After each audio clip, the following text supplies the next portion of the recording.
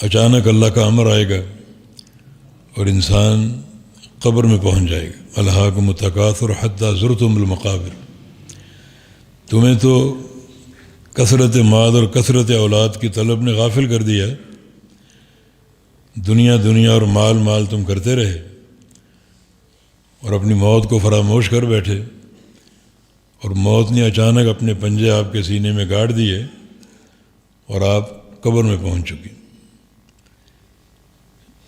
آپ کے ورثاء آپ کا مال تقسیم کر رہے ہیں اور آپ قبر میں جا کے اللہ تعالیٰ کو اس مال کا حساب دے رہے ہیں۔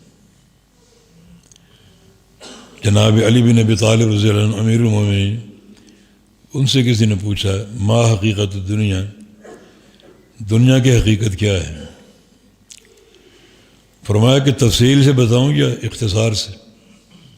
کہا کہ اختصار سے بتائیے۔ فرمایا کہ دنیا جو ہے حرامہا عذاب بحلالہا حساب، اگر حرام طریقے سے کماؤ گے تو اللہ کا عذاب ملے گا، اور حلال طریقے سے کماؤ گے تو اس کا اللہ کو حساب دینا ہے۔ حلال طریقے سے کماؤ گے اللہ کو اس کا حساب دینا ہے، ایک ایک پیسے کا حساب دینا۔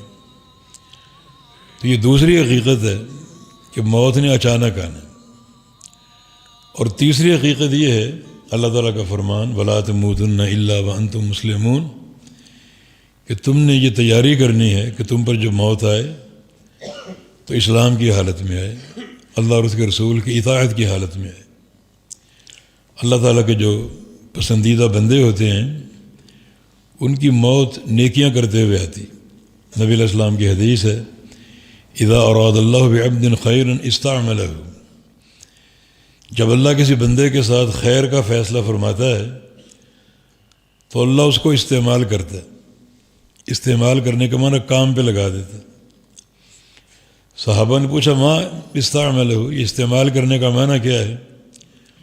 تو رسول اللہ صلی اللہ علیہ وسلم نے ارشاد فرمایا وفقہ لعمل صالح ثم یقبضہ علیہ، کہ اللہ تعالیٰ اس پر نیکیاں کھول دیتے، ایک نیکی پھر دوسری پھر تیسری، اور نیکی کرتے کرتے اس کو اٹھا لیتے۔ رب تعالیٰ کے پاس وہ پہنچتا ہے نیکی کرتے ہوئے۔ یہ اللہ کے پسندیدہ بندے ہیں جو اعمال صالح کے ساتھ اپنے رب سے جا ملتے ہیں۔ نبی علیہ السلام کی حدیث ہے کہ المرء یبعث علی ما مات، کہ انسان قیامت کے دن اٹھایا جائے گا اس عمل پر جو عمل کرتے ہوئے مرے گا، جو نیکی کرتے کرتے فوت ہو گیا قیامت تک اسی نیکی میں شمار ہوگا، اور قیامت کے دن وہی نیکی کرتے کرتے اٹھے گا۔ صحیح بخاری کی حدیث کی دلیل ہے، نبی علیہ السلام کے ساتھ ایک صحابی عرفات کے میدان میں تھا، حج کے موقع پر احرام باندھا ہوا ہے، لبیک لبیک اللہم لبیک پکار رہا ہے، اور اس کی اونٹنی کا پاؤں الجھ گیا، کسی بل میں داخل ہوا اور وہ گردن کے بل گر گیا۔ رسول اللہ صلی اللہ علیہ وسلم نے فرمایا کہ کفنوہ فی ثوبہ، اس کو احرام کی چادروں میں کفن دے دو، الگ سے کفن کی ضرورت نہیں ہے۔ ولا تحنثوہ، اور اس کو خوشبو نہ لگانا، یہ حاجی ہے، حاجی خوشبو نہیں لگاتا۔ ولا تخمروا رأسہ، نہ اس کے سر کو ڈھانپنا، کیونکہ احرام کی حالت میں سر ننگا ہوتا ہے۔ یہ قیامت تک حج میں شمار ہوگا، صدیاں گزر جائیں قیامت تک اس کو حج کا اجر ملتا رہے گا۔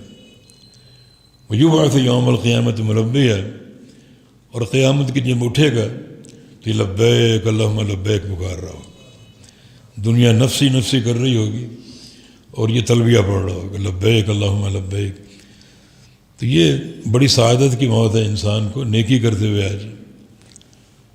اس لیے تو شہید کا ذکر خاص طور پہ احادیث میں ملتا ہے کہ یأتی شہید یوم القیامہ وأوداجہ تشرب دما، کہ شہید قیامت کے دن اس اعزاز کے ساتھ آئے گا کہ اس کی شاہ رگ کٹی ہوگی، خون ابل رہا ہوگا، اللون لون الدم والریح ریح المسک، رنگ تو خون کا ہوگا مگر خوشبو جنت کی کستوری کی ہوگی۔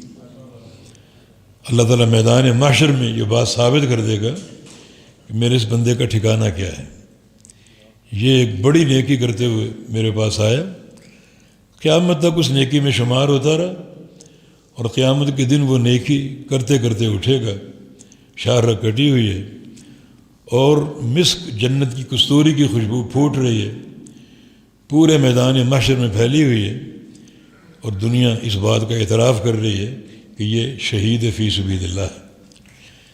تو یہ اطاعت کی موت۔ تو حکم یہ ہے کہ وَلَا تَمُوتُنَّ إِلَّا وَأَنْتُمْ مُسْلِمُونَ، کہ چونکہ موت اچانک آنی تو تم نے کیا کوشش کرنی کہ تمہاری موت اللہ اور اس کے رسول کی اطاعت میں آئے، بحالت اسلام آئے، نافرمانی کرتے ہوئے نہ آئے، گناہ کرتے ہوئے نہ آئے، ورنہ جو کام کرتے کرتے مرو گے اسی کام میں قیامت تک شمار ہوگے، اور وہی کام قیامت کے دن کرتے کرتے اٹھو گے۔ تو موت ایک تلخ حقیقت، بندہ ہر وقت موت کے لیے تیار رہے، اور تیار رہنے کا یہ معنی نہیں ہے کہ وہ بس موت کا سوچے، تیار رہنے کا معنی عمل صالح کا سوچے، نیک اعمال کا سوچے۔ کسی وقت بھی یہ لمحہ آ سکتا ہے اور انسان دنیا سے جا سکتا ہے، تو اس کی موت اللہ تعالیٰ کے پسندیدہ بندوں کی طرح آئے کہ نیکی کرتے کرتے، عمل صالح کرتے کرتے۔ بڑی یہ تلخ حقیقت۔ امام ذہبی رحمہ اللہ نے عبداللہ بن عمرو بن عاص رضی اللہ عنہ، ان کے والد عمرو بن عاص کا ایک قصہ نقل کیا ہے۔ ان پر آخری وقت آ گیا، سکرات الموت،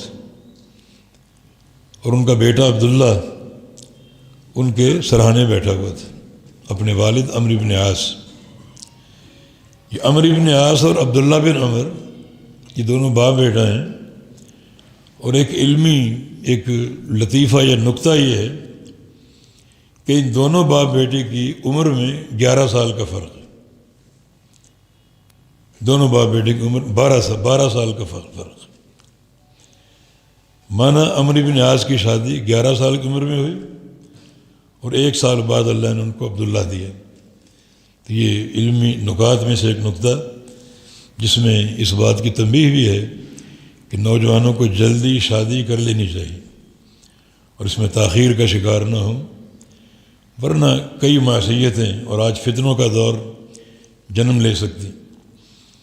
تو عمرو بن عاص پر سکرات الموت آ رہی، اور عبداللہ ان کے سرہانے بیٹھا ہوا۔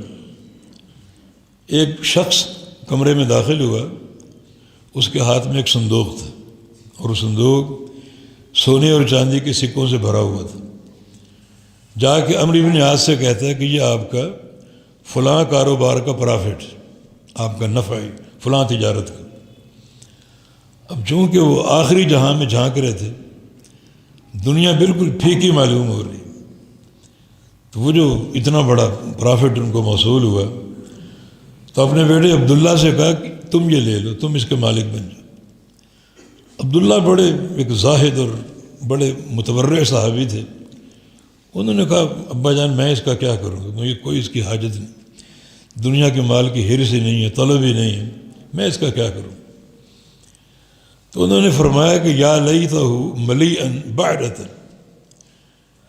یہ مجھے مرتے ہوئے یہ صندوق مل گیا، اپنے سر پہ اٹھا کے لے جاؤں گا، اس کا بھی حساب دینا ہوگا۔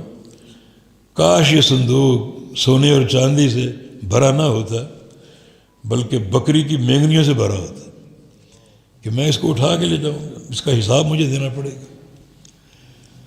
اب دیکھیں سکرات الموت بھی طاری ہے اور باتیں بھی ہوش و حواس کی کر رہے ہیں۔ تو عبداللہ بن عمر نے کہا کہ ابا جان آپ پر موت کی بے ہوشیاں بھی ہیں، لیکن آپ کی عقل اور حواس بھی سلامت محسوس ہو رہی ہے۔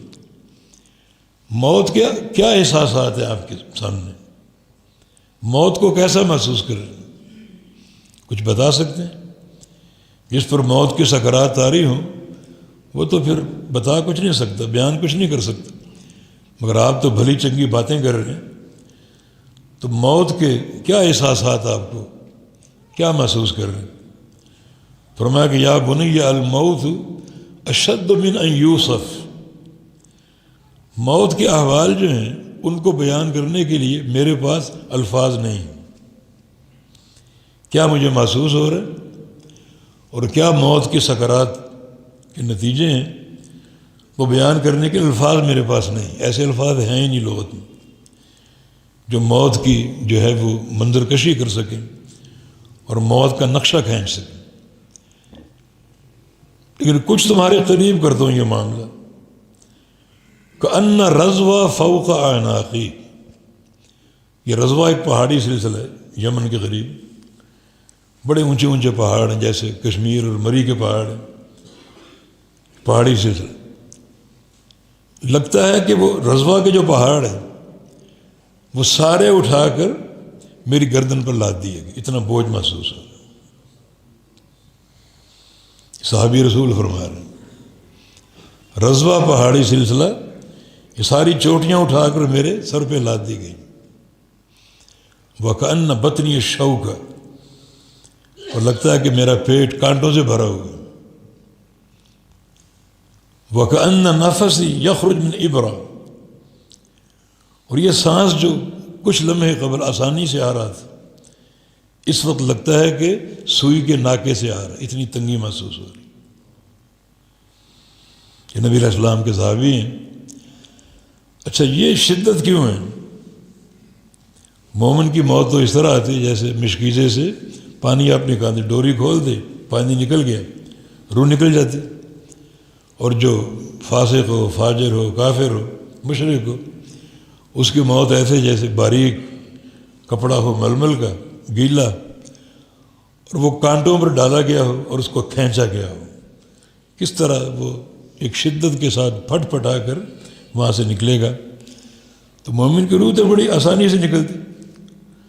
علامہ ابن قیم فرماتے ہیں کہ ایک مومن جو ہوتا ہے وہ اللہ کے مقربین میں ہوتا ہے، تو زندگی میں کچھ نہ کچھ تو ہوتا ہے نا، کوئی ایسی زبان سے بات نکل جاتی ہے، کوئی آنکھ اچانک بہک سکتی ہے، کچھ نہ کچھ تو ہوتا ہے نا۔ تو اللہ تعالیٰ موت کے وقت کچھ سختیاں دے کر بندے کو پاک صاف کر دیتا، آخرت کا معاملہ، قبر کا معاملہ بالکل اس کا کھل جاتا ہے اور اللہ کا محبوب بن جاتا ہے۔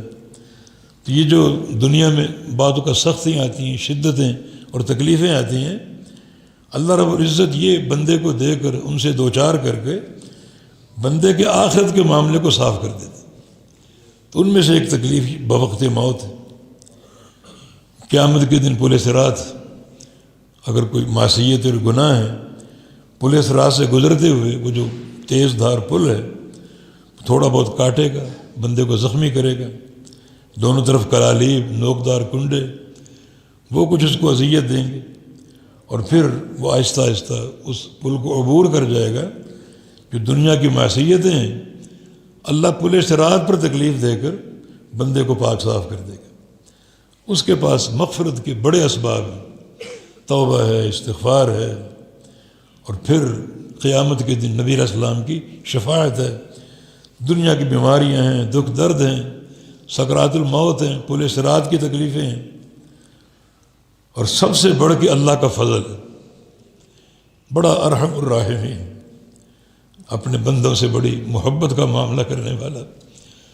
تو اس کا فضل یقیناً سب سے بڑا ہے جو بخشش کا باعث بن سکتا ہے۔ جب اللہ 3 چلو اپنے ہاتھوں میں بھر کر لوگوں کو جہنم سے نکال کر جنت میں داخل کرے گا۔ امیر عمر فرماتے ہیں کہ امید ہے کہ عمر تیسرے چلو میں آ جائے گا، جہنم سے نکل جائے گا اور جنت میں داخل ہو جائے گا۔ اس کی عذاب کا خوف بھی ہے اور اس کی رحمت کی طلب اور حرص بھی ہے۔ تو عرض یہ کر رہا ہوں کہ یہ ایک تلخ حقیقت ہے موت، اس کی ہمیشہ تیاری کرنی چاہیے۔ سنن نسائی اور ابن ماجہ کی حدیث ہے، نبی علیہ السلام ایک جنازے میں تھے اور قبر کھودی جا رہی تھی، اور آپ قبر کے کنارے پر بیٹھے ہوئے تھے۔ اچانک آپ رو دیے، بڑے آپ نے آنسو بہائے، حتیٰ بل فرا کے الفاظ، کہ آنسو گر گر کے جو سامنے قبر کی مٹی تھی وہ ساری بھیگ گئی۔ اور پھر نبی علیہ السلام نے فرمایا کہ لمثل ھذا فاعدوا، اس گھر کی تیاری کر کے آنا، تیاری کے بغیر نہ آنا۔ یہی بات اللہ پاک نے فرمائی، یا ایھا الذین آمنوا اتقوا اللہ ولتنظر نفس ما قدمت لغد۔ ایمان والو، اللہ سے ڈر جاؤ، ہر شخص یہ دیکھے کہ اس نے کل کے لیے کیا تیاری کی۔ کل کے دو معنی، ایک انسان کی موت، موت بھی تو قیامت ہے، مات فقط قامت قیامت ہو، جو بندہ مر جاتا ہے اس کی قیامت اسی وقت قائم ہو جاتی۔ تو ایک قیامت خاصہ ہے ہر بندے کی موت، اور ایک قیامت عامہ ہے جب سور پھونکا جائے گا اور پوری دنیا پہلے بے ہوشی کا شکار ہوگی، دوبارہ سور پھونکا جائے گا اور ساری کائنات میدان محشر میں اللہ کے سامنے جمع ہو جائے گی اور کھڑی ہو جائے گی۔ تو یہ جو قیامت خاصہ ہر بندے کی موت، یہ بھی موت، یہ بھی قیامت، اس کے لیے کیا تیاری کی ہر بندہ دیکھے، کیا تیاری کی۔ تو ہمیشہ اس کو دھیان میں رکھا جائے، ہمیشہ قبر کی تیاری کی جائے۔ قبر کا پہلا مرحلہ کامیابی کے لیے اعمال صالح کی ضرورت ہے۔ رسول اللہ صلی اللہ علیہ وسلم کی حدیث ہے، اذا ادخل الرجل فی قبرہ یؤتی الیہ من قبل رأسہ۔ جب انسان قبر میں اتارا جاتا ہے تو اللہ کا عذاب اس پر جھپٹتا ہے سر کی طرف سے۔ عذاب اللہ کا سر کو دبوچنے کی کوشش کرتا ہے۔ تو وہاں بندے کے کچھ عمل کھڑے ہو جاتے ہیں، نماز اور اس کے سجدے، اگر اس کو سجدے سے محبت ہے وہ کھڑے ہو جائیں اور اللہ کے عذاب کو ٹال دیں، اس حملے کو پسپا کر دیں، بندے کا دفاع کریں گے تو بندہ سر کی طرف سے اللہ کے عذاب سے محفوظ ہوگی۔ پھر یؤتی الیہ من یمینہ، پھر عذاب جھپٹے کا دائیں طرف، فتقوم الصدقہ، دائیں طرف صدقہ کھڑا ہو جائے گا۔ بندہ اپنے سیدھے ہاتھ سے صدقہ دیتا تھا اللہ کی راہ میں، وہ کھڑا ہو جائے گا، اس عذاب کو ٹالے گا اور اس بندے کا دفاع کرے گا۔ فیؤتی الیہ عن شمالہ، پھر وہ عذاب بائیں طرف آئے گا تو بائیں طرف روزہ کھڑا ہو جائے گا اور روزہ اس حملے کو پسپا کرے گا اور اس بندے کا دفاع کرے گا۔ فیؤتی الیہ من قبل رجلیہ، پھر وہ عذاب اس کی ٹانگوں کی طرف سے آئے گا۔ تو ٹانگوں کی طرف سے دو اعمال کا ذکر ہے، ایک قیامہ باللیل اور دوسرا مشی الی المساجد، رات کا قیام، تہجد، کھڑا ہونا اللہ تعالیٰ کے سامنے، اور دوسرا عمل مساجد کی طرف چل کے جانا نماز پڑھنے کے لیے۔ یہ دو عمل، مساجد کی طرف چل کے جانا نماز پڑھنے کے لیے اور رات کا قیام اور تہجد کی نماز، یہ کھڑے ہو جائیں گے اور اللہ کے عذاب کو ٹال دیں گے۔ تو اوپر سے، دائیں سے، بائیں سے، پاؤں کی طرف سے وہ عذاب پلٹ آئے گا، حتیٰ کہ عذاب کہے گا کہ ما اجد الیہ منفذا، اس بندے کے اندر داخل ہونے کے لیے مجھے کوئی راستہ نہیں مل رہا، کوئی سوراخ نہیں مل رہا، اور عذاب پلٹ جائے گا۔ تو یہ پہلا مرحلہ اور پہلی آزمائش ہے جب انسان قبر میں اتارا جاتا ہے، تو یقیناً اعمال صالحہ کی ضرورت ہے۔ یہ گھڑی بڑی مشکل گھڑی ہے۔ نبی علیہ السلام کی حدیث ہے، لا تتمنوا الموت فإن حوض المطلع شدید، موت کی تمنا مت کیا کرو، مرنے کے بعد اگلے جہاں میں جھانکنا یہ منظر بڑا شدید ہے، بڑا ہولناک منظر ہے، موت کی تمنا مت کیا کرو۔ حتیٰ کہ دنیا میں اگر تکلیفیں پہنچتی ہیں بڑی شدت کی تو بعد لوگ موت کی آرزو کرتے ہیں، مت کرو، دنیا کی تکلیفوں کا موت کے مقابلے میں کیا مقام، کچھ بھی نہیں۔ فإن حوض المطلع شدید، اگلے جہاں میں جھانکنا اور یہ منظر بڑا سخت اور ہولناک ہے۔ امیر المومنین عمر بن خطاب فرمایا کرتے تھے رضی اللہ عنہ، اگر مجھے سارا جہان مل جائے، دنیا کی دولتیں اور ثروتیں مل جائیں، میں ساری صدقہ کر دوں اس شرط پر کہ اللہ تعالیٰ اگلے جہاں میں جھانکنے کا منظر میرے لیے آسان فرما دے، پوری دنیا خرچ کرنے کے لیے تیار ہوں، اس شرط پہ کہ اللہ تعالیٰ مرنے کے بعد جو اگلا جہاں ہے اس جہاں میں جھانکنے کا منظر آسان کر دے۔ تو معاملہ بڑا مشکل ہے۔ وَلْتَنْظُرْ نَفْسٌ مَا قَدَّمَتْ لِغَدٍ، اس کل کے لیے کیا تیاری کی، ہر بندہ دیکھے اور سوچے۔ تو پہلا جو حملہ ہے انسان پر، اس میں دفاع جو ہے وہ انسان کا عمل کرے گا، اعمال صالح، اور اس کے بعد جو دوسری آزمائش کہہ لو یا فتنۃ القبر کہہ لو، وہ فرشتوں کی آمد ہے اور سوال، بس 3 سوال ہیں جو قبر میں ہوں گے ہر بندے سے۔ اس کا معنی یہ ہے کہ جو پیپر ہے قبر کا وہ آؤٹ ہو چکے، 3 صرف سوال ہیں، تینوں بتا دیے گئے۔ یہ دین کی برکت اور سماحت ہے، اللہ تعالیٰ کی رحمت ہے۔ کوئی ممتحن، کوئی ایگزامنر اپنا پرچہ کسی کو بتاتا ہے، پیپر بتاتا ہے کہ یہ سوال کروں گا، جب کمرہ امتحان میں پہنچتے ہیں تو پرچہ آپ کو ملتا ہے، اس سے قبل 1 منٹ بھی نہیں۔ لیکن اللہ تعالیٰ اور اس کا دین، اس کی برکت اور سماحت، اللہ نے بتا دیا قبر کا پیپر اور قیامت کا پیپر۔ قبر میں 3 سوال ہیں اور قیامت کے 5 سوال جو ہر انسان سے ہوں گے۔ فرشتے پہنچ جائیں گے، مر ربو کا، تیرا رب کون، یہ سوال۔ ما دینک، دین کیا ہے، اور من نبیک، تیرا نبی کون۔ بس یہ 3 سوال۔ عرض یہ کرنا کہ ان 3 سوالوں کو آسان نہ لینا، بڑے مشکل سوال ہیں۔ بظاہر آسان لگتے ہیں کہ بچہ بچہ جانتا ہے، رب اللہ ہے، دین اسلام ہے، اور نبی محمد ہے صلی اللہ علیہ وسلم، بچہ بچہ جانتا ہے، لیکن آسان نہیں۔ اس کا جواب کون دے پائے گا؟ جس کو اللہ توفیق دے گا، اللہ توفیق دے گا۔ آج دنیا میں اللہ کو رب ماننے والے بہت ہیں، مگر سب یہ جواب نہیں دے پائیں گے، کیونکہ ربوبیت میں شرک کرنے والوں کی بے تحاشا تعداد۔ رب تو اللہ کو مانتے ہیں، مگر فلاں مشکل کشا، فلاں حاجت روا۔ اکثریت دنیا کی قبروں پر دیے جلاتی ہے، چادریں چڑھاتی، صدر ہو، وزیر ہو، اقتدار ملا تو اپنی حکومت کا آغاز کسی مزار سے کرتے، چادریں چڑھا کر، دیے جلا کر۔ یہ چیز مقام ربوبیت کے منافی۔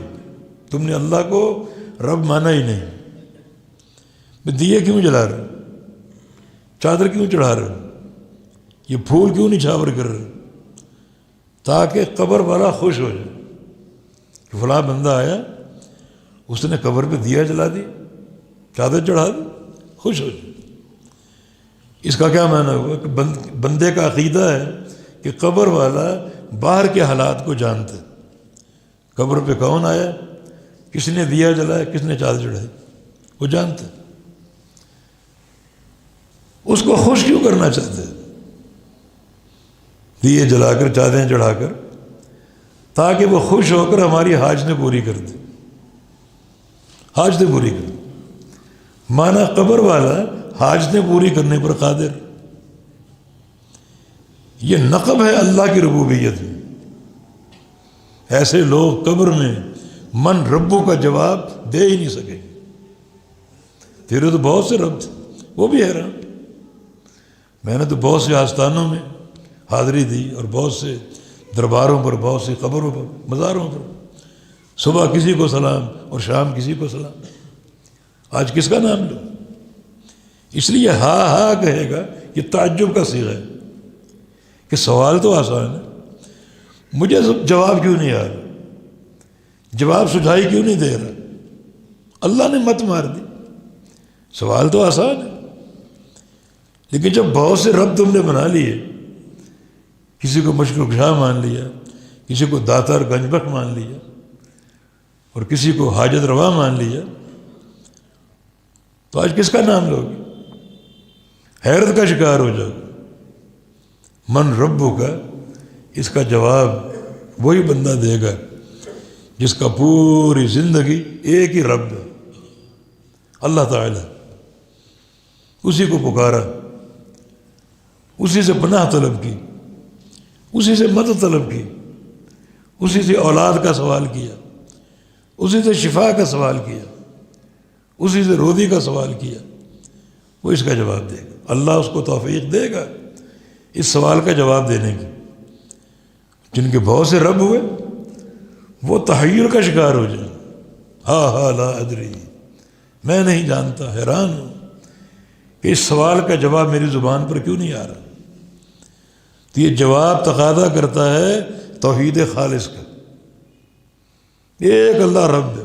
ان الذین قالوا ربنا اللہ ثم استقاموا، جن لوگوں نے کہا اللہ ہمارا رب ہے، اللہ ہمارا رب، اور پھر اس بنیاد پر سیدھے ہو گئے، اس پر جم گئے، ڈٹ گئے، کسی اور کا تصور تک نہیں، ڈٹ گئے اس پر، ٹھوس پہاڑ بن گئے، تزلزل کی کوئی گنجائش نہیں۔ یہ نہیں کہ ذرا سی کرسی کی طلب ہوئی، کرسی کی کشش ہوئی تو مزار پہ جانا بھی جائز ہے، قوالیاں سننا بھی جائز ہے۔ یہ تو بندہ ناکام ہے، عقیدے کے امتحان میں فیل ہو گیا۔ جو نبی علیہ السلام کا ارشاد گرامی ہے، یبیع دینہ بعرض من الدنیا، کہ قرب قیامت بہت سے لوگ دنیا کے معمولی مفاد کی خاطر اپنی توحید کو بیچ دیں، اپنے عقیدے کو بیچ دیں۔ نہیں، ثم استقاموا، اس کو رب مان لیا، اس پر ڈٹ گئے، وہی رب ہے اور کوئی رب نہیں، وہی مشکل کشا، وہی حاجت روا، وہی بگڑی بنانے والا، وہی روزی دینے والا، وہی شفا دینے والا، اور کوئی نہیں۔ یہ توحید ربوبیت ہے۔ اس کا جواب کون دے گا؟ جو بندہ توحید ربوبیت کو سمجھتا ہو، مانتا ہو، اور اس پر پوری قوت کے ساتھ استقامت کا مظاہرہ کرتا ہو، وہ اس کا جواب دے گا۔ ما دینوں کا دین کیا ہے؟ دین جواب اس کا آسان ہے، بچہ بچہ جانتا ہے اسلام ہمارا دین ہے۔ وَرَضِيتُ لَكُمُ الْإِسْلَامَ دین، اللہ فرما رہا ہے کہ میں نے اسلام کو بطور دین کے تمہارے لیے پسند کر لیا، بچہ بچہ جانتا ہے۔ کچھ لوگ اس کا جواب نہیں دے پائیں گے، جن لوگوں کو چسکا ہو دائیں بائیں جھانکنے کا، فلاں کلچر کو دیکھیں، فلاں ثقافت کو دیکھیں، فلاں کو پڑھیں، فلاں کا مطالعہ کریں۔ اللہ کے بندو، یہ دین کی غیرت کے خلاف۔ ہماری گردن پر ایک ہی دین کا طوق ہے اور وہ دین اسلام، وہ ہار کی طرح ہمیں سجا دیا گیا، دین اسلام۔ وَأَنْ أَقِمْ وَجْهَكَ لِلدِّينِ حَنِيفًا، اے محمد صلی اللہ علیہ وسلم اپنا چہرہ سیدھا دین کی طرف کر لو۔ دائیں طرف کیا ہے، بائیں طرف کیا ہے، جھانکنا بھی نہیں، سیدھا دین کی طرف کر لو اور حنیف بن جاؤ۔ حنیف کا معنی کیا ہے؟ سارے ادیان سے کٹ کر، ہر کلچر سے کٹ کر، ہر ثقافت سے کٹ کر سیدھا دین کی طرف چہرہ کرو۔ جب دیکھو دین کو دیکھو، اللہ رسول کے فرامین کو دیکھو اور حنیف بن جاؤ۔ حنیف کا معنی ہر دین سے کٹ جاؤ، دنیا کے افکار، دنیا کی ثقافتیں، ان کو پڑھنا، ان سے متاثر ہونا۔ کوئی ہندو ثقافت سے متاثر ہے، کوئی یورپی کلچر سے متاثر ہے، خصوصاً نوجوان، کوئی فیشن آتا ہے صبح اس کو اپنا لیا جاتا ہے۔ ان کے بالوں کی کٹنگ، ان کے لباس کا طریقہ کار، انہوں نے لمبی پینٹیں پہنی، ہم نے پہن لی، انہوں نے پینٹوں کو کاٹ کر جگہ جگہ سوراخ کر لیے، ہم نے بھی کر لی، انہوں نے پینٹوں کو چھوٹا کر کے اس کو شارٹ کر لیا، ہم نے بھی کر لیا۔ نبی علیہ السلام نے حدیث کو نہیں مانا کہ اس کو ٹخنے سے 1 انچ اونچا کر لو، وہ نہیں مانا۔ انگریزوں کو کہنے پر شارٹ پہن لیا، بے حیائی کا ایک مرکز بن چکے۔ یہ دنیا کی ثقافتیں، ان کی طرف جھانک کر نہیں دیکھنا۔ ادخلوا فی السلم کافہ، اس سوال کا قبر میں جواب دینا ہے، اسلام میں پورے داخل ہو جاؤ، سر سے پاؤں تک۔ تمہارے پاؤں بھی اسلام کے اندر ہو، ہاتھ بھی اسلام کے اندر ہو، آنکھیں بھی اسلام کے اندر ہو، کان بھی اسلام کے اندر ہو، سر بھی اسلام کے اندر ہو، بالوں کی کٹنگ سے لے کر پاؤں تک پورے کے پورے، حتیٰ کہ لباس تک دین اسلام میں داخل کر لو۔ اس دائرے سے کوئی چیز باہر نہ ہو، آنکھوں پر، کانوں پر، زبان پر، پاؤں پر رنگ ہو اسلام کا، تب یہ اسلام قابل قبول ہوگا۔ جو قبر کا سوال ما دین ہوگا، دین کیا ہے، یہ سوال آسان نہیں ہے۔ ہم تو بیٹھے بیٹھے جواب دے دیں کہ یہ پرچہ تو بائیں ہاتھ کا کھیل ہے۔ نہیں، بائیں ہاتھ کا کھیل نہیں، یہ جواب اللہ کی توفیق سے ممکن ہوگا، اور اللہ آپ کے ظاہر کو بھی جانتا ہے اور آپ کے باطن کو بھی جانتا ہے کہ آپ کا دین اسلام سے کیسا تعلق ہے، کیسی محبت ہے اور کیسی غیرت ہے، اللہ جانتا ہے۔ وہی توفیق دے گا جواب دینے کی۔ اور اگر جھانکنا ہو مختلف ثقافتوں اور ادیان کی طرف، کچھ لوگ ان کے گیت گاتے ہیں، بھائی یہ غیرت اسلام کے منافی ہے، صرف دین اسلام۔ الیوم اکملت لکم دینکم، کامل ضابطہ حیات، کوئی اس میں نقص نہیں، کوئی اس میں کمی نہیں، کامل و اکمل ضابطہ حیات۔ اور یہاں وہ لوگ بھی، ان کے لیے لمحہ فکریہ ہے جو بدعات کے مرتکب ہوتے ہیں کہ اللہ نے دین اسلام دیا، اس کو مکمل کر کے یہ کامل ضابطہ حیات، اور آپ اس میں بدعات داخل کریں، اپنے شوشے اس میں چھوڑ دیں، بزرگوں کی باتیں اور پسند اور ناپسند کو اس دین میں گھسیٹ ڈالیں، تو پھر اس کا معنی آپ اس کو کامل دین نہیں مانتے۔ جو شے کامل ہوتی ہے اس میں اضافے کی گنجائش نہیں ہوتی، یہ اضافہ کہاں سے آ گیا؟ سب سے مبغوض انسان بدعتی انسان، اللہ کو دلکار، اللہ کا دعویٰ الیوم اکملت لکم دینکم، میں نے دین مکمل کر دیا، اور بدعتی کہتا کہاں مکمل، اس میں تو کمی تھی، فلاں کمی تھی، فلاں کمی تھی، مکمل تو ہم نے کیا، مکمل ہمارے مولویوں نے کیا، مکمل ہمارے آباء اجداد نے کیا۔ اللہ کے دعوے کی تردید، دوسرے لفظ میں اللہ کی تکذیب، اللہ کو جھٹلانا، اس سے بڑا بے غیرت انسان کوئی ہو سکتا؟ تو قبر میں کیا کرے گا؟ تو نے اللہ کے دین کو ناقص سمجھا، کیا جواب دے گا؟ تو نے استدراج اور استدراج کیا اللہ کے دین۔ استدراج کا معنی کوئی کام ہو چکا ہے، آپ سمجھتے ہیں ناقص ہے اور آپ اس کو مکمل کر دیں، استدراج۔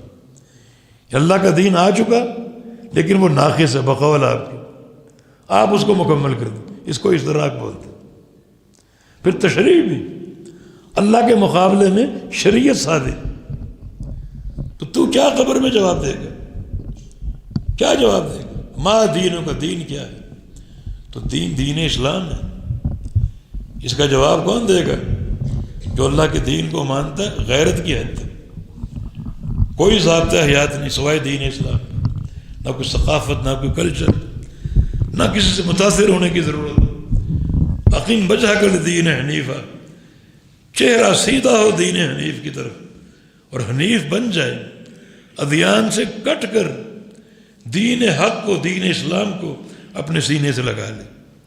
اس بندے کو اللہ توفیق دے گا، وہ قبر میں فرشتوں کے سوال کا جواب دے، دین الاسلام، میرا دین اسلام۔ اور جس کے سامنے بہت سی تہذیبیں ہوں، بہت سے افکار ہوں، بہت سی ثقافتیں ہوں، اس کی مت ماری جائے گی، وہ اس کا جواب نہیں دے پائے گا۔ ہاں لا ادری، تعجب کا اظہار کرے گا کہ سوال تو آسان ہے، مجھے اس کا جواب سجائی نہیں دے رہا، کیا وجہ؟ میری زبان پہ جواب کیوں نہیں آ رہا؟ اسی لیے نہیں آ رہا کہ جواب وہ بندہ دے گا جو پوری غیرت کے ساتھ دین اسلام سے چمٹا رہے، اپنے سینے سے لگا کر رکھے، وہ اس سوال کا جواب دے گا۔ اور من نبی، نبی کون ہے تیرے؟ نبی کون ہے؟ نبی سے عشق اور محبت کے بڑے دعوے، مگر یہ کافی نہیں۔ آج بندہ پریشان ہے، کیا جواب دوں؟ عشق رسول کے دعوے تو بہت، جواب نہیں آ رہا، کیونکہ رسول کی محبت اطاعت کے بغیر مکمل نہیں۔ محبت کا دعویٰ رسول اللہ صلی اللہ علیہ وسلم سے، اطاعت فلاں کی، برادری کی، باپ دادا کی، اپنے پیروں کی، مرشدوں کی، اماموں کی، تو کیا جواب دو گے پھر؟ جو نبی اور رسول ہے وہ کامیابی اسی صورت میں اس کو رسول ماننے کی کہ اس کی پوری طرح اطاعت ہے، کبھی نافرمانی نہیں۔ اس کو چھوڑ کر کسی اور کی اطاعت کرنی تو دور کی بات ہے، کسی کی طرف جھانک کر نہ دیکھے۔ نبی کی محبت کا، نبی کی اطاعت کا تقاضا یہ ہے، ایک طرف ذات رسول ہو، دوسری طرف پوری کائنات ہو، وہ دنیا آپ کو کہیں بلا رہی ہے، نبی کسی اور طرف بلا رہا ہے، تو دنیا کی طرف جھانکنا بھی گناہ ہے۔ صرف نبی کو دیکھو اور نبی کی مانو اور نبی کی اطاعت کرو، پوری وفاداری کے ساتھ، وفاشیاری کے ساتھ رسول کی اطاعت، باقی کہیں جھانک کر بھی نہیں دیکھنا۔ جس بندے میں یہ غیرت ہو اطاعت رسول کی، ہمیشہ آپ کی بات مانتا ہو، سنت کو اپناتا ہو، اطاعت بھی آپ کی کرے، اتباع بھی آپ کی کرے۔ اطاعت اور اتباع میں فرق یہ ہے کہ اطاعت آپ کے فرمان کو ماننے کا نام ہے اور اتباع آپ کے عمل کو ماننے کا نام۔ اور اطاعت کا لغوی معنی یہ ہے کہ آپ کی ہر بات خوشی سے مانیں، یہ طاعن اس کا مادہ ہے۔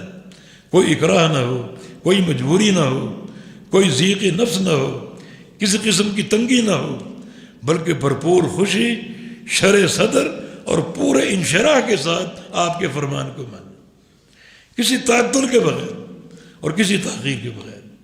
یہ جذبہ اگر پیدا ہو جائے، بندے میں کمی کوتاہی بھی ہو، تو یہ بندہ فوراً جواب دے گا کہ نبی محمد، میرا نبی محمد صلی اللہ علیہ وسلم۔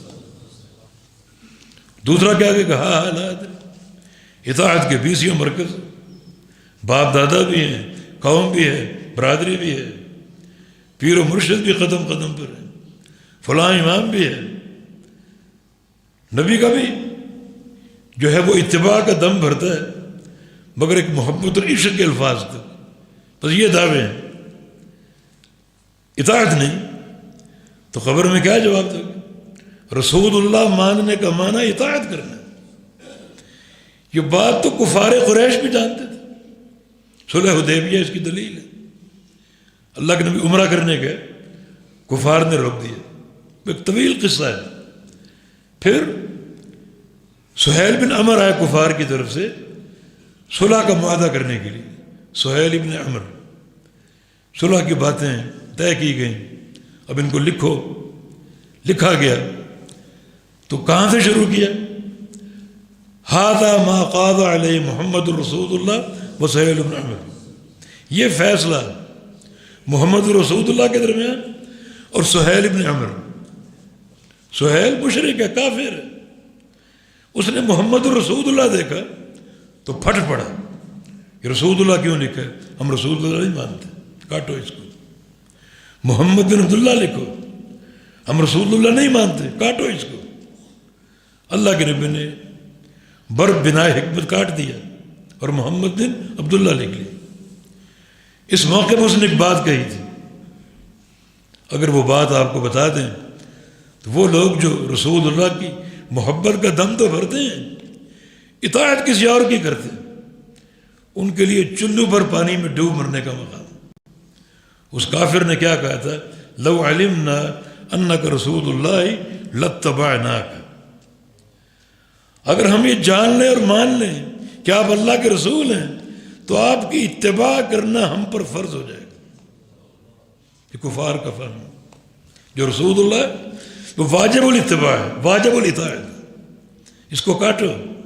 ہم رسول اللہ نہیں مانتے، رسول اللہ مان لیں تو آپ کی ہر بات ماننا ہم پر فرض ہو جائے گا۔ کلمہ کو نہیں تھا، مگر اس کا فہم دیکھو کہ رسول اللہ ہونے کا معنی کیا ہے۔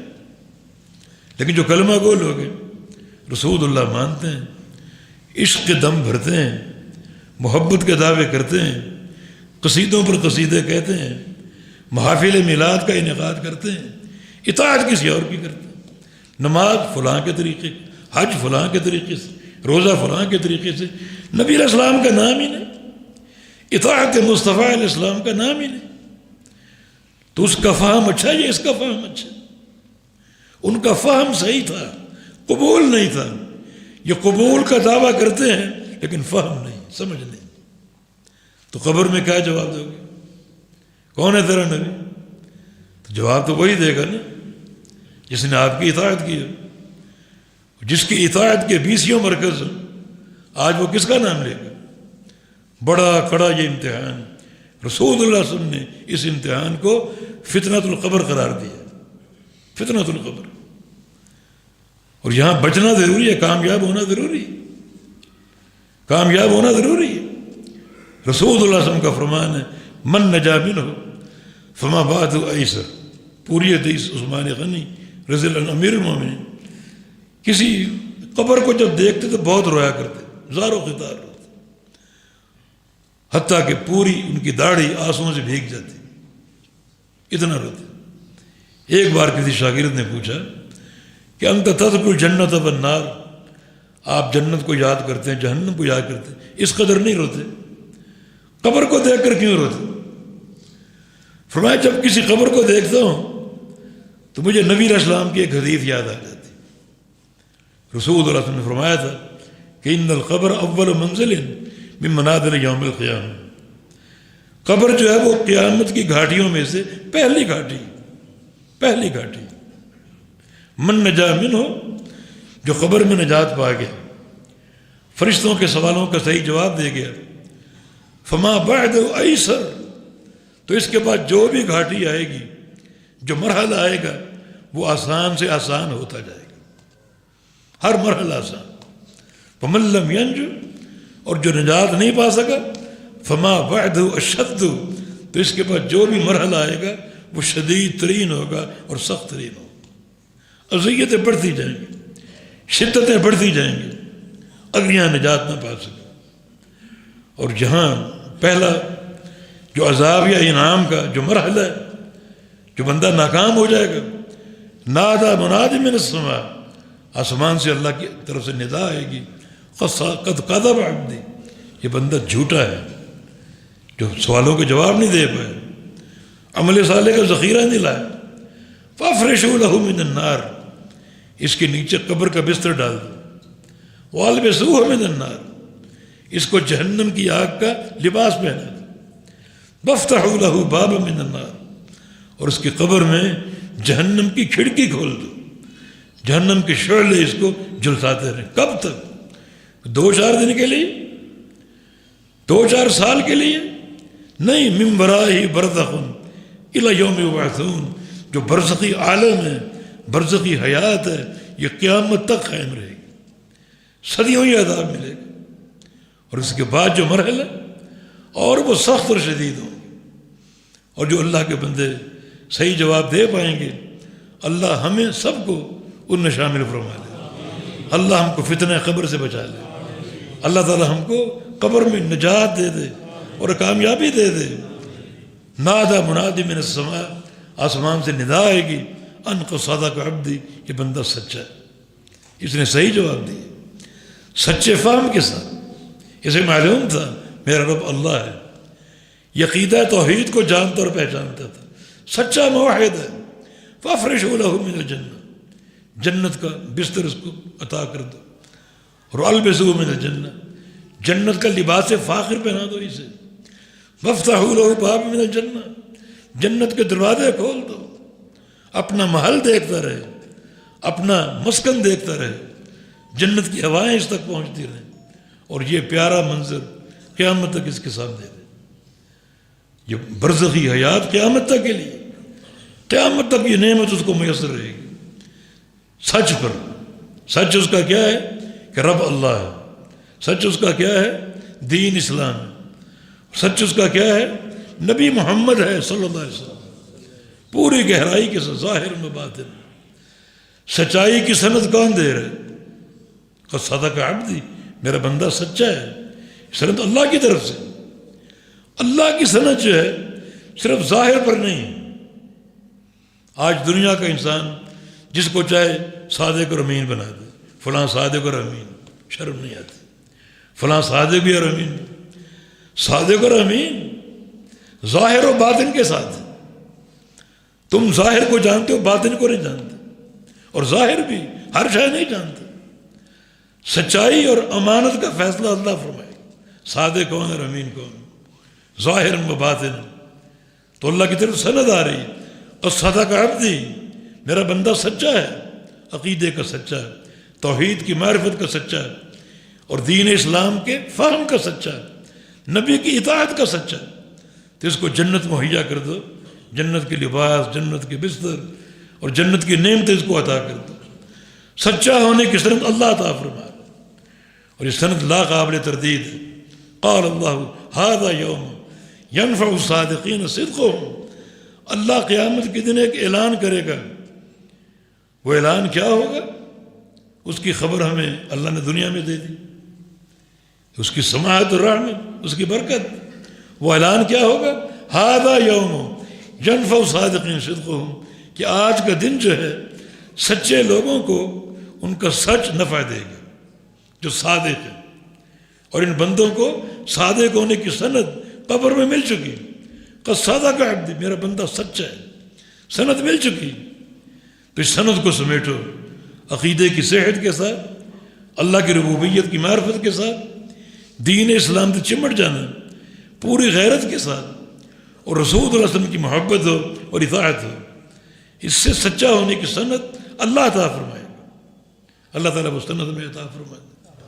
ایک چھوٹی سی حدیث اور ہے، اس میں بھی سچا ہونے کی سند اللہ تعالیٰ عطا فرماتا ہے. اللہ ان بندوں میں شامل فرما لے. یہ حدیث شیخ البانی رحمہ اللہ نے ذکر کی ہے. فاتح کی حدیث بڑی عظیم الشان، مگر سند کا ایک راوی مجھے مل نہیں رہا تھا. وہ ثقہ ہے یا ضعیف ہے، حدیث صحیح یا ضعیف مجھے علم نہیں ہو رہا تھا، اس لیے میں خاموش تھا. وہ ایک دن اچانک کتب کا مطالعہ ہو رہا تھا، وہ راوی سامنے آ گیا، حسین اس کا نام، اور محدثین اس کا ثقہ کا ہے، مانا حدیث صحیح ہے. جب حدیث کی صحت میرے لیے ثابت ہوئی تو میں سجدہ شکر میں گر گیا، سجدہ شکر بجا لایا. بڑے عظیم الشان حدیث. وہ حدیث کیا ہے؟ ذکر کے 4 کلمات ہیں، سبحان اللہ والحمد للہ ولا الہ الا اللہ واللہ اکبر. اذا قال العبد سبحان اللہ، جب بندہ سبحان اللہ کہتا ہے، اللہ اس کا جواب دیتا ہے صدقت، میرے بندے تو سچا ہے. سچائی کی سند مل رہی. بندہ کہتا ہے الحمدللہ، صدقت، سچا ہے تو. لا الہ الا اللہ، صدقت، سچا ہے تو.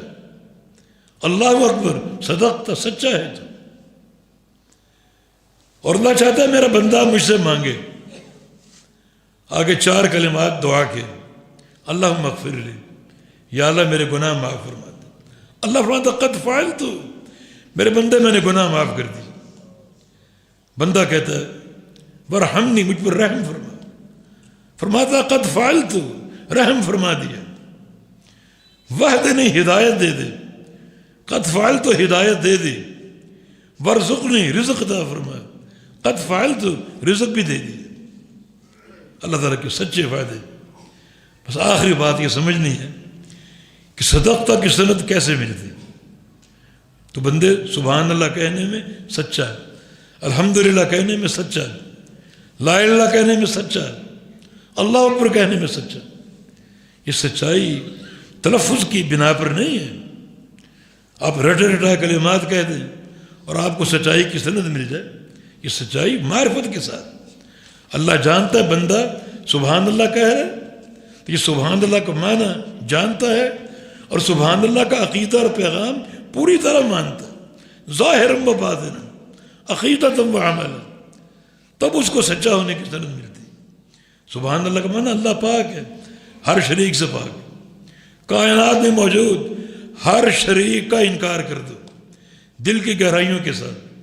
اللہ اگر یہ دیکھ لے اور جان لے کہ میرا بندہ ہر شریک کا انکار کر رہا ہے، تو سبحان اللہ کہنے پر اللہ کی طرف سے سچا ہونے کی سند مل جائے گی، اور یہ چیز قیامت کی نفع دے گی. الحمدللہ، اس کا معنی ساری تعریف ہے اللہ کے لیے. یہ کلمہ صرف رٹنے کا نہیں ہے کہ آپ تلفظ کہیں اور کامیاب ہو جائیں. نہیں، اللہ جانتا ہے، سچائی کی سند دے رہے. میرا بندہ الحمدللہ کہہ رہے تو الحمدللہ کو سمجھتا ہے، اس پر پوری طرح وہ قائم ہے، استقامت کا پہاڑ ہے. تبھی تو صدقہ کی سند ملے گی. اور وہ معرفت کے وہ علم کیا ہے؟ ساری تعریفیں اللہ کے لیے. کیوں اللہ کے لیے کیوں ہے؟ کیونکہ اللہ تعالیٰ سارے کمالات کا مستحق ہے. اس کے پیارے پیارے نام، پیاری پیاری صفات، پیارے پیارے افعال، اس کی ربوبیت، اس کی الوہیت، ان تمام چیزوں میں اللہ تعالیٰ کمال مطلق کا حقدار ہے. کوئی اس میں شریک نہیں. جب کمال مطلق ہے تو پھر ہر قسم کی تعریف اللہ کے لیے. بندہ اس کو سمجھے، اس کے کسی کمال میں کوئی شریک نہیں، وہ اکیلا وحدہ لا شریک لہ، یکتا ہے، تنہا ہے، کوئی شریک نہیں. اس فہم کے ساتھ آپ الحمدللہ کہیں، صدقہ کی سند ملے گی. لا الہ الا اللہ، اللہ کے سوا کوئی معبود نہیں.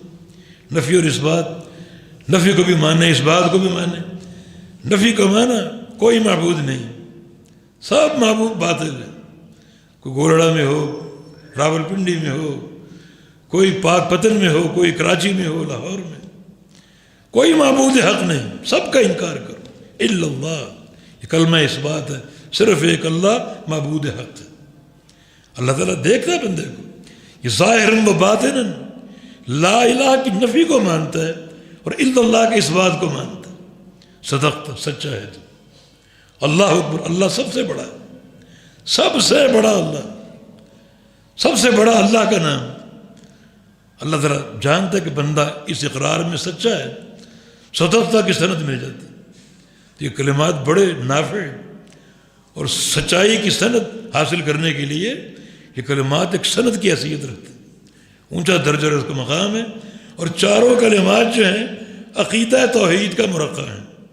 توحید میں سچے بن جاؤ، صادق القول بن جاؤ، صادق العقیدہ بن جاؤ اور دل و جان سے قائم ہو جاؤ. پوری استقامت کا مظاہرہ کرو، نہ کوئی لالچ آپ کو ہلا سکے، نہ کوئی خوف آپ کو ہلا سکے. استقامت کا پہاڑ بن جاؤ. ان الذین قالوا ربنا اللہ ثم استقاموا. تو یہ وہ عقیدہ ہے صافیہ جو قبر میں کامیابی کی اساس بنے گا. اور یہاں کامیاب ہو گئے آگے ہر مرحلہ آسان، یہاں ناکام ہو گئے آگے ہر مرحلہ مشکل. اللہ ہمیں قبر کی کامیابی عطا فرما دے. جو قبر کے سوال جواب اللہ تعالیٰ پوری طرح پوری قوت کے ساتھ وہ جواب دینے کی توفیق عطا فرما دے. اللہ ہمیں ٹھوس عقیدہ عطا فرما دے، عمل صالح عطا فرما دے، اپنے پیارے حبیب کی اطاعت اور محبت کی توفیق عطا فرما دے. اللہ تا دم حیات ہمیں اپنی توحید پر قائم رکھے اور موت آئے تو عقیدہ توحید پر آئے. اقول قولی ھذا واستغفر اللہ لی ولکم وآخر دعوانا ان الحمد للہ رب العالمین.